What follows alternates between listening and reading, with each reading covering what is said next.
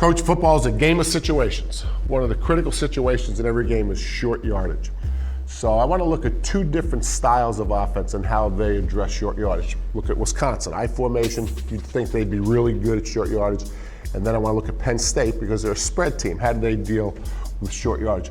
Okay, like you said, Jerry, there's two different distinct styles of short yardage. And the good thing, Wisconsin does both.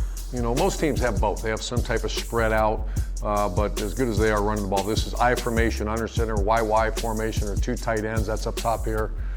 You can see the two tight ends up here. They do a little fly motion because this just holds the backers because they can actually hand it to him. That's kind of the new wave from under center. Right. Okay. But here's something I think that's very important for the viewer to see. So you'll get the comment, why would you be in the gun when you can be under center? The critical thing is where the mesh actually takes place, and the mesh is when I hand you the football. So whether you're in gun or whether you're on center, it's about, I've only done it 6,000 times. It's about the same.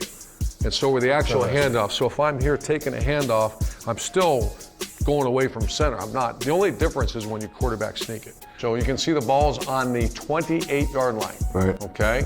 When the mesh takes place, it's on the 28-2. It's almost the tailback at 4 yards. Right. So the ball is being put in his stomach at 4 yards, which we're going to watch it play in a second. It's really the same. Okay, now, Jerry, we have fourth down. This is one of my favorite plays all year. Obviously, they're going to pile in there, and you can see this corner for Michigan State loses eye discipline, and the tight end releases. Doesn't even really act like he's blocking, but just a great play action fake, low hats, wide open, right? Yeah, the corner's actually covering the wheel. Yeah. Okay, that was Wisconsin in the I formation, short yardage. Now let's take a look at Penn State in the spread, how they handle short yardage. Yeah, this is still a pretty tight formation, but the difference is the quarterback's in the gun, and you'll hear people say, well, why would they not be under center? Here's the two advantages under center. Number one is the quarterback sneak. Right. And you're not coming off the line of scrimmage at all. However, to turn around and give it to a tailback, it's usually at 3.5 to 4 yards. You see the ball here is on the 37-yard line. Okay. So 3 yards would be the 40. You're going to see the ball is exactly handed off at the same place that it's 3.5 yards. So if he takes it under center and turns around, the difference is in my opinion, you're wasting a player. The Right. quarterback simply, Donald Duck can take a ball and hand it off. I'd rather read a defensive end. So once again, let's review the advantages from under center and short yardage. The number one advantage under center is what? The quarterback sneak. If you don't do that, then why do it? There's also risk. You see a lot of fumbles throughout the year, especially with teams that don't do it much.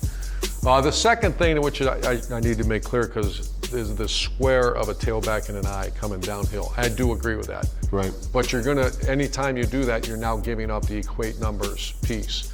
And right here, this is an equate numbers piece. This is a short yardage play from the spread set. It is nothing more than an I formation play. This is a zone play, the offense line zoning to the left. Right. But instead of the tight end blocking that defensive end, he's reading them.